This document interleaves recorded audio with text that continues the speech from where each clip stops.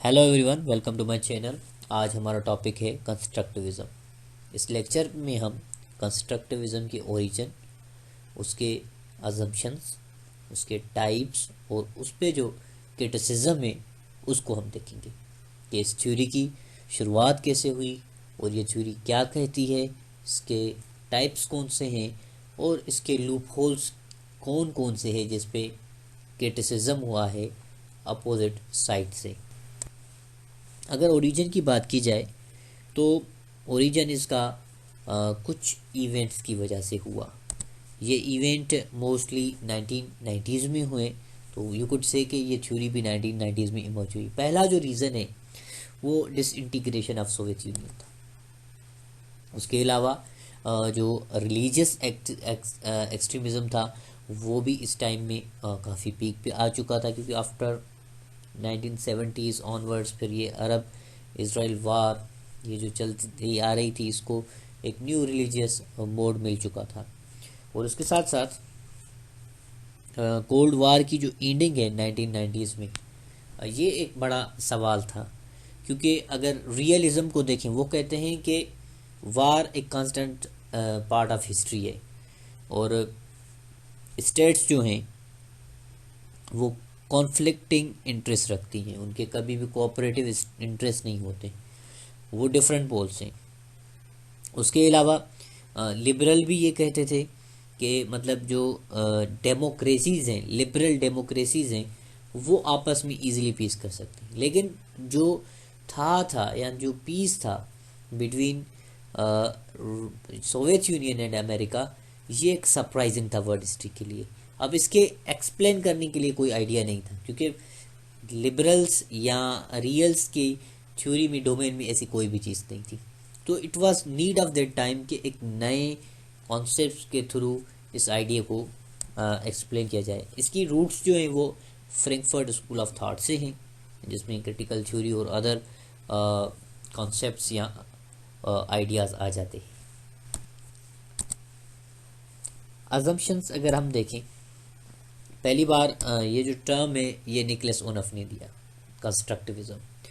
They regard that everything in this world is mayor creation of human fabrication. ये कहते हैं कि दुनिया में जितनी भी चीज़ें, दुनिया में आप जो भी देख रहे हैं, चाहे वो स्टेट का कॉन्सेप्ट है, चाहे वो सोवेनिटी का कॉन्सेप्ट है, चाहे वो नेशनलिज्म हो, चाहे वो नेशनल इंटरेस्ट हो, कॉन्फ्लिक्टिंग ऑफ इंटरेस्ट हो, डिप्लोमेसी, फॉरेन पॉलिसी, ये जितनी भी चीज़ें हैं ये ह्यूमन कंस्ट्रक्ट्स हैं। इनकी कोई फिजिकल रियलिटी नहीं है, ये लॉज ऑफ नेचर नहीं है, ये ह्यूमन फैब्रिकेशन है। कि आपके स्टेट्स जो अपना नेशनल इंटरेस्ट सेट करती हैं या अपना बैलेंस ऑफ पावर का जो कॉन्सेप्ट देती हैं, ये इंसानी क्रिएशन से। क्योंकि स्टेट्स देखिए, अगर रियलिज्म को देखें, वो कहते हैं कि स्टेट इम्पोर्टेंट है, स्टेट के इंटरेस्ट की बात की जाए।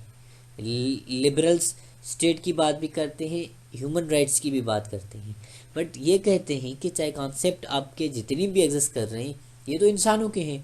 क्योंकि स्टेट इटसेल्फ वो कोई बॉडी नहीं है, कोई एंटिटी नहीं है। और ये कहते हैं अकॉर्डिंग टू कंस्ट्रक्टिविज्म कि ये जो आइडियाज़ हैं, चाहे वो स्टेट हो, सोनिटी हो, पावर हो, नेशनल पावर हो, ये एग्जिस्ट इसलिए कर रहे हैं कि इनको रिपीटेडली दुनिया लेवल में इनको रिपीट किया गया है, कि कॉन्स्टेंटली लोगों ने इन लॉज को बनाया, फिर ये पार्ट ऑफ द हिस्ट्री रहे हैं और टाइम एंड अगेन रिपीट करने की वजह से ये एग्जिस्ट कर रहे हैं। They are not natural laws, they are you could say कि ह्यूमन फैब्रिकेशन या human made some sort of parameters जो कि उन्होंने सेट किए हुए हैं अपने लिए। फिर उसके अलावा अगर हम टाइप्स ऑफ कंस्ट्रक्टिविज्म देखें, तो सबसे पहला इसका टाइप है सोशल कंस्ट्रक्टिविज्म। अब सोशल कंस्ट्रक्टिविज्म का क्या कॉन्सेप्ट है, क्या बिलीफ है? पहली बार तो ये कहते हैं कि जो सोशल डिस्कोर्स है, जो इंसान आपस में बात करते हैं, दैट इज़ की इन rise of ideas and identities. हमारे पास जितने भी कॉन्सेप्ट्स हैं उनकी मेन वजह क्या है? जो हमारा सोशल डिस्कोर्स है। अलेक्जेंडर वैंडिट इस कॉन्सेप्ट के सपोर्टर्स थे। They overemphasize social structures over leaders who are the actually are यहाँ पे मिसिंग है, who are the actually creators of such ideas. ये ज़्यादा जोर देते हैं सोशल डिस्कोर्स पे कि आपके कल्चर्स में कौन सी बातें होती है, क्या बातें होती है, इन पे ज़्यादा एम्फेसाइज करते हैं। हालांकि अगर देखा जाए जो ग्लोबल लीडर्स हैं उनकी जो बातें हैं या उनके जो स्लोगन्स है या उनकी जो राइटिंग्स है वो बहुत ज़्यादा इम्पोर्टेंट है। अल टुगेदर आप उसको भी ख़त्म नहीं कर सकते। एक तो हमारा किसी भी कंट्री का या इंडिविजुअल का एक कल्चर होता है, लेकिन कल्चर में अगर उसको एक प्रिज्म से देखा जाए तो उसके पीछे भी कोई इंडिविजुअल की या एक इंसान की थ्योरी होती है। जो लोग कंस्ट्रक्टिविज्म की अगर मिसाल लें, इस थ्योरी को फॉलो करते हैं, इस डिस्कोर्स को फॉलो करते हैं, तो इसका भी कोई क्रिएटर है, किसी ने इसकी ओपिनियन दिया, किसी ने इस चीज़ का आइडिया दिया। से suppose end of cold war, ये खुद तो नहीं हुई थी, यहाँ कोई हमारी सोसाइटी, उस सोसाइटी में बातें हुई कि भाई था होनी चाहिए, इसको एंड किया जाए। No, when individual leaders, Mikhail Gorbachev जब मिला यूएस प्रेसिडेंट से, so they sat and they formally ended the war. ये जो लीडर्स के डिसीजंस होते हैं, किसी भी कंट्री का अगर प्रेसिडेंट या प्राइम मिनिस्टर जाके कोई स्टेटमेंट देता है, वो काफ़ी इम्पोर्टेंट होती है, उसकी काफ़ी अहमियत होती है। फिर इसके जो अगेंस्ट है थोड़ा सा जो लूप होल है सोशल कंस्ट्रक्टिविज्म का, उसकी थोड़ी एक्सटेंशन है एजेंट ओरिएंटेड कंस्ट्रक्टिविज्म। कि ठीक है भाई, सोशल डिस्कोर्स जो है वो इम्पोर्टेंट है, लेकिन उसके साथ साथ आप इंडिविजुअल एक्टर्स की जो कि इम्पोर्टेंस है उसको आप अल टुगेदर ख़त्म नहीं कर सकते। These are the human beings who give name to such ideas. अब स्टेट का कॉन्सेप्ट किसने दिया? बाई ट्रीटी ऑफ वेस्टफेलिया भी 1648 में ह्यूमंस ही थे, इंसान ही थे जिन्होंने रिटन में एक डॉक्यूमेंट बनाया, लॉज बनाए कि भाई स्टेट होगी, उसकी सोवरेनिटी होगी, उसको कोई नहीं वॉलेट करेगा, वो इंटरनेशनल लॉ में इक्वल होगी, चाहे उसकी साइज़ कितनी भी बड़ी या छोटी होती है, और ऑल इक्वल। कि आप इन चीज़ों को अगर देखेंगे, जितने भी कॉन्सेप्ट एग्जिस्ट कर रहे हैं ये इंसानों के दिए हुए हैं।